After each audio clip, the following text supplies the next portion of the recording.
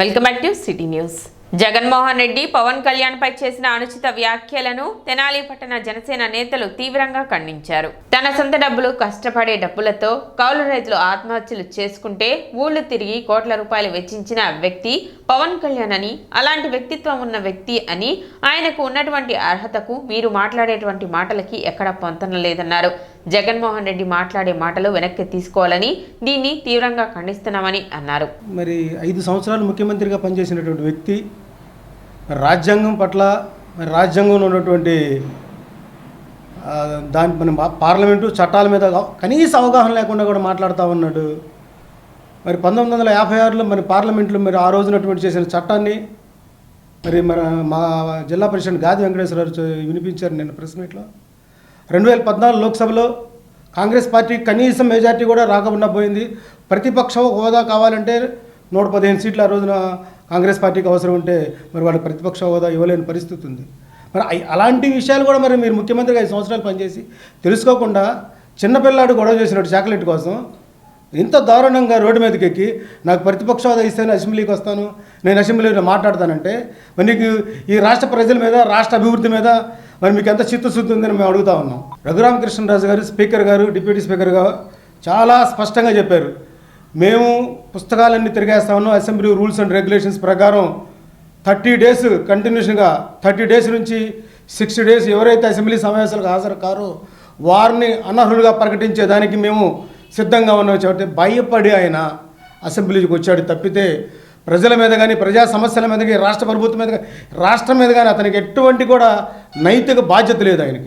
ఆయనకి ఏంటంటే ఆయన ప్రోటోకాల్ ఆయన కావాలా, సెక్యూరిటీ కావాలా, ఆయన గంటలు మాట్లాడేదానికి మైక్ కావాలి, దానికోసం ప్రతిపక్ష హోదా కావాలి తప్పితే మనం ప్రతిపక్షంలో ఉన్నా అధికార పక్షంలో ఉన్నా ప్రజలకి మేలు చేయాలనుకుంటే మనం ఏ విధంగానే సరే పోరాటం చేయొచ్చు. పోరాటం ద్వారా నువ్వు మైక్ సాధించవచ్చు అక్కడ అసెంబ్లీలో. కానీ అవన్నీ వదిలేసి నాకు ప్రతిపక్ష హోదా ఇస్తాను, లేదంటే నేను రాననేది మాత్రం చాలా సిగ్గు చెవిటి. 5 సంవత్సరాలు ముఖ్యమంత్రి చేసిన జగన్మోహన్ రెడ్డి గారికి మేము దండం పెట్టి చెప్తా ఉన్నాం, అయ్యా నువ్వు ప్రభుత్వం మీద నీకు కావాల్సినటువంటి ప్రజా సమస్యల మీద పోరాడండి తప్పితే మీకు దీనికోసం కాదయ్యా, సిగ్గుండాలని మీకు మేము తెలియజేస్తా ఉన్నాం. ఏదైతే 2024 ఎన్నికల ప్రచారంలో భాగంగా మరి పవన్ కళ్యాణ్ గారు ఆ రోజు చెప్పారు, నీ కోటలు బద్దలు కొడతా, నిన్ను అధపాతాళాన్ని తొక్కపోతే నా పేరు పవన్ కళ్యాణే కాదు, నా పార్టీ జనసేనే కాదు అన్నాడు. ఆ మాటను ఆయన నిలబెట్టుకున్నాడు.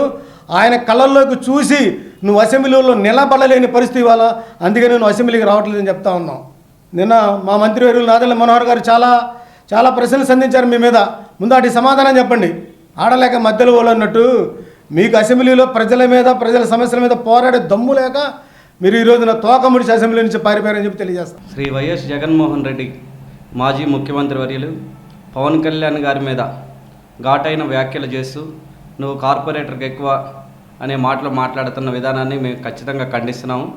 మీరు గతాన్ని కనుక గుర్తు చేసుకుంటే 2024 ఎలక్షన్స్కి ముందు 151 సీట్లు ఇచ్చారు మాకు, రాష్ట్ర ప్రజలు మా వైపే ఉన్నారు అంటూ ఈసారి మరొకసారి ఎన్నికలకు వెళ్దామంటూ 175కు 175 వైనాట్ అనుకుంటూ వచ్చిన నువ్వు ఇవాళ అదే పవన్ కళ్యాణ్ గారి దెబ్బకి తట్టుకోలేక 11 సీట్లకు పరిమితం అయ్యి ఈరోజు నువ్వు అసెంబ్లీకి రాలేక ఏదో ఒక సాకులు చెప్తూ ప్రజా సమస్యలపైన పోరాడాల్సిన బాధ్యత నీకుండి శాసనసభాపక్షలో నువ్వు వాటికి దూరంగా ఉంటూ ఇవాళ నువ్వేదో అవకాశం దొరికిందని చెప్పి పవన్ కళ్యాణ్ గారి మీద ఎక్కుతూ ఉంటే రాష్ట్ర ప్రజలేం పిచ్చోళ్ళు కాదు ఇది చూస్తూ ఉండటానికి.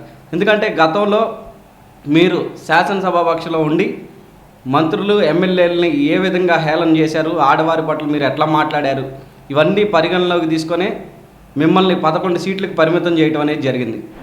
నువ్వు అంటున్న కార్పొరేటర్ స్థాయి అనే మాట మాట్లాడుతున్నావు కదా, అదే పవన్ కళ్యాణ్ 2014లో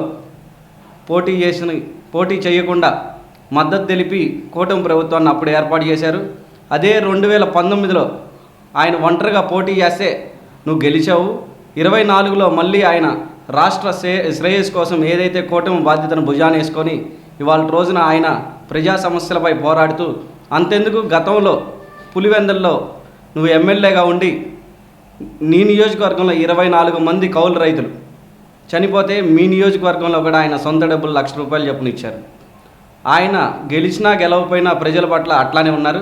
కానీ ఇవాళ రోజు నువ్వు మాట్లాడే నీ స్థాయిని దిగజార్చుకుంటా నువ్వు మాట్లాడుతున్న విధానాన్ని మేము ఖండిస్తున్నాం. మీకు ఒక్కటే సవాల్ విసురుతున్నాం జగన్మోహన్ రెడ్డి గారు, మీకు దమ్ముంటే ధైర్యంగా 11 రోజుల పాటు మీ 11 మంది ఎమ్మెల్యేలతో మీరు వెళ్ళి శాసనసభలో కూర్చోండి.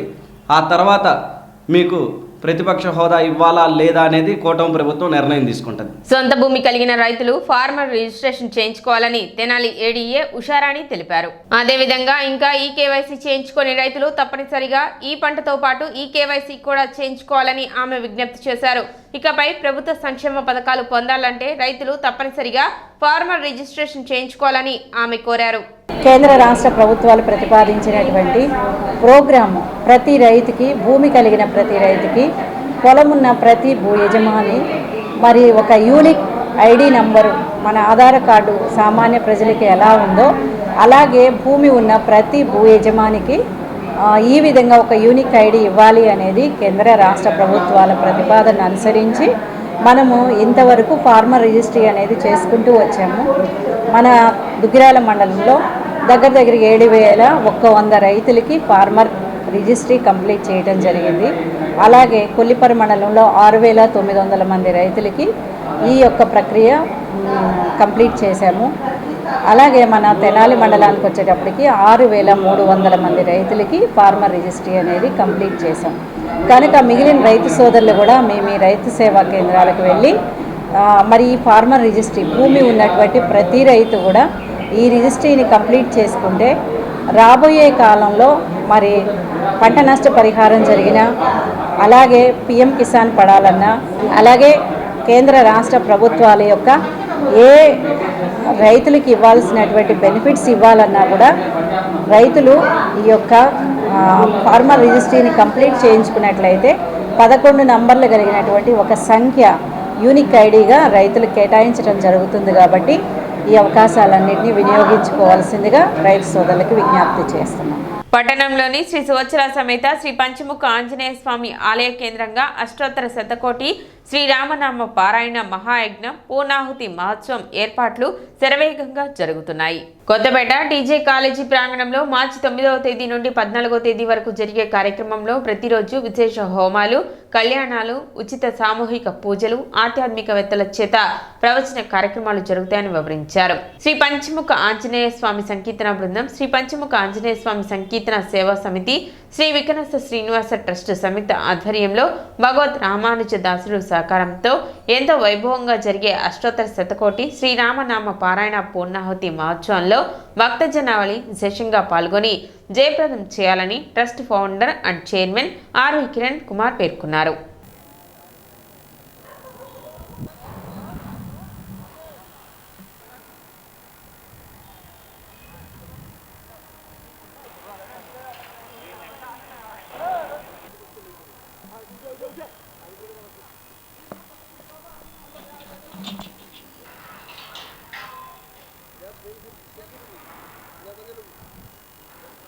తెనాలి కేంద్రంగా చేసుకుని శ్రీ సువత్సల సమేత పంచముఖ ఆంజనేయ స్వామి ఆలయంలో శ్రీ పంచముఖ ఆంజనేయ స్వామి సంకీర్తన బృందం, సంకీర్తన సేవా సమితి, శ్రీ వికనస శ్రీనివాస ట్రస్ట్ సంయుక్త ఆధ్వర్యంలో 2022 డిసెంబర్ 25వ తేదీన ప్రారంభించినటువంటి అష్టోత్తర శతకోటి శ్రీరామనామ పారాయణ మహాయజ్ఞం పూర్ణాహుతి కార్యక్రమాన్ని ఈ నెల 9వ తేదీ నుండి 14వ తేదీ వరకు తెనాలి తాలూకా హై స్కూల్ గ్రౌండ్లో నిర్వహించేందుకు సన్నాహాలు చేయడం జరుగుతుంది. ఈ క్రమంలో ఈ స్వామివారికి సీతారామచంద్ర స్వామివారికి అనేక పూజాది కార్యక్రమాలను, హోమాది కార్యక్రమాలను ఈ 6 రోజుల పాటు ఎంతో వైభవంగా వైఖాన సాగముక్తంగా నిర్వహించడం జరుగుతుంది. ఈ 2.5 సంవత్సరాల నుంచి తెనాలి నుంచి కేంద్రంగా చేసుకుని ఆంధ్రప్రదేశ్, తెలంగాణ, మహారాష్ట్ర, కర్ణాటక, ఒరిస్సా రాష్ట్రాల్లోని భక్తులు 108 కోట్ల శ్రీరామనామ పారాయణ మహాయజ్ఞంలో పాల్గొని వారు కూడా భక్తితో ఎంతో ఆర్తితో శ్రీరామనామ పారాయణ చేసి ఇక పత్రికల్ని తెనాలికి పంపించడం జరిగింది. ఆ పత్రికలన్నిటికీ కూడా ఇప్పుడు పూజాది కార్యక్రమాలు నిర్వహించి పూర్ణాహుతి కార్యక్రమాలు నిర్వహించడం జరుగుతుంది. ఈ యొక్క కార్యక్రమానికి అనేక మంది ప్రవచనకర్తలు, ఆధ్యాత్మికవేత్తలు, అలాగే వైఖాన సాగమ పండితులు, ఆచార్యులు, ఋత్వికులు విశేషంగా పాల్గొని పూజాది కార్యక్రమం నిర్వహించడం జరుగుతుంది.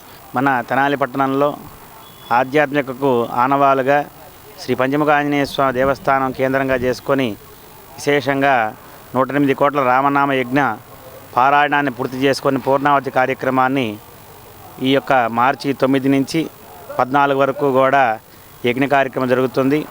9వ తారీఖు సాయంత్రం శోభాయాత్రగా విచ్చేసి ఈ తాలూకా గ్రౌండ్స్లో వేదికగా ఏర్పాటు చేసుకున్నటువంటిది యజ్ఞశాల నిర్మాణం కూడా సంపూర్ణమైంది.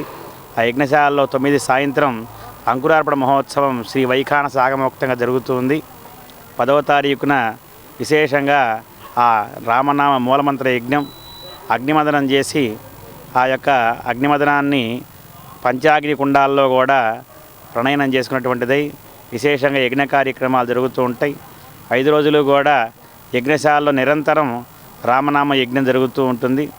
వేదిక మీద విశేషంగా రోజుకొక విశేషమైన ఆధ్యాత్మిక ప్రవచనాలు, అలాగే లక్ష్మీనారాయణ స్వామి కళ్యాణం, అలాగే సీతారామస్వామి కళ్యాణం, శ్రీ స్వామివారి యొక్క పట్టాభిషేక మహోత్సవాలు, అలాగే రుక్మిణి కళ్యాణం, అలాగే విశేషంగా ఆఖరి రోజున సామూహిక కుంకుమ పూజ శ్రీ మహాలక్ష్మి వారి కార్యక్రమాన్ని ఎంతో వైభవంగా జరుపుకుంటూ ఉన్నాం.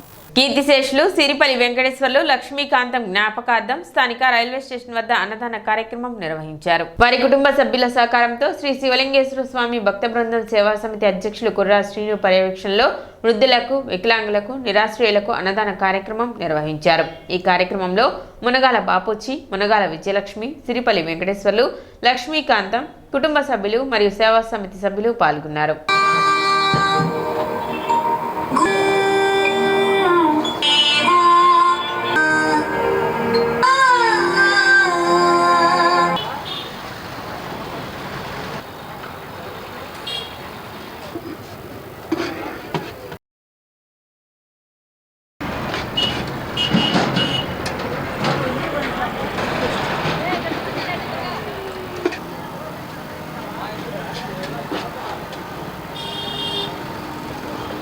మా మామయ్య గారు, అత్తయ్య గారి జ్ఞాపకార్థం అన్నదాన కార్యక్రమం చేస్తున్నాం. ఈ కార్యక్రమం చేస్తున్నటువంటి శ్రీని గారికి ధన్యవాదములు. సిరిపల్లి వెంకటేశ్వర్లు గారు, లక్ష్మీకాంతం గారి జ్ఞాపకార్థం వారి యొక్క కుటుంబ సభ్యుల సహాయ సహకారంతో ఈ మధ్యాహ్న కాలంలో ఈ రైల్వే స్టేషన్ పరిధిలో ఉన్న పేదలకి అన్నదాన కార్యక్రమం ఏర్పాటు చేయడం జరిగింది. వారు ఎక్కడున్నా కానీ వారి ఆత్మ శాంతి చేకూరి వారి ఆశీస్సులు వారి కుటుంబంపై ఉండాలని చెప్పి తెలియపరుచుకుంటూ, మరీ ముఖ్యంగా ఈ యొక్క అన్నదాన కార్యక్రమ విశేషం గుంటూరు పట్టణానికి చెందినటువంటి స్వామి జ్ఞానప్రసన్న గారి పిలుపు మేరకు సంకల్పంతో నాటి నుంచి కూడా దాదాపుగా 7 సంవత్సరాల నుంచి కూడా ఈ అన్నదాన కార్యక్రమం జరుగుతూ ఉంది. మరీ ముఖ్యంగా మన ప్రాంత ప్రజలందరూ కూడా దీన్ని ఒక వేదికగా చేసుకొని మరి ఆకలి దప్పికతో ఎవరు కూడా మరణం ఉండకూడదని చెప్పి ఆలోచనతో ప్రతి ఒక్కరు కూడా మరి వచ్చి ఈ యొక్క అన్నదాన కార్యక్రమం వేదికగా చేసుకొని అన్నదానంలో భాగస్వాములు అవుతారు. ఈరోజు ఈ కార్యక్రమంలో భాగస్వాములైన దాతలకు ప్రత్యేకంగా ధన్యవాదాలు చెప్తాం. సిటీ న్యూస్ ముగించే ముందు ముఖ్యాంశాలు మరోసారి.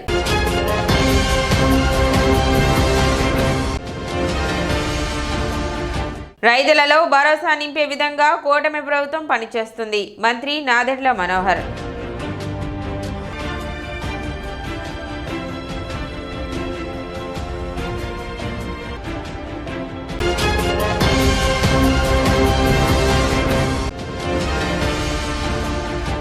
ఈ నెల 29వ తేదీ నుండి ఏప్రిల్ 4వ తేదీ వరకు తెనాలిలో జరగనున్న ఆలపాటి శివరామకృష్ణయ్య మెమోరియల్ ఎడ్ల బల ప్రదర్శన మరియు పశుపాల ప్రదర్శన.